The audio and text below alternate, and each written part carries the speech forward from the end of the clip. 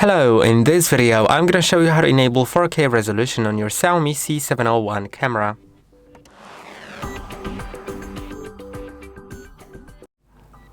In order to do it, you will need to begin by clicking on the preview, then you'll find this button. It'll either say Auto, 480 or 4K. If it says 4K, 4K is already set.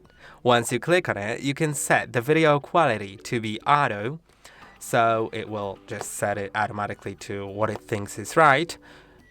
You can set it to 480p, which means that the transfer will not use much data, and also that the frame rate will be quite smooth, you can see. Or you can set it to 4K UHD, which means that the recording will be in the higher resolution, but it may be a little laggy and it'll use more data. I hope that this video was helpful. Don't forget to like and subscribe, and I'll see you in the next one.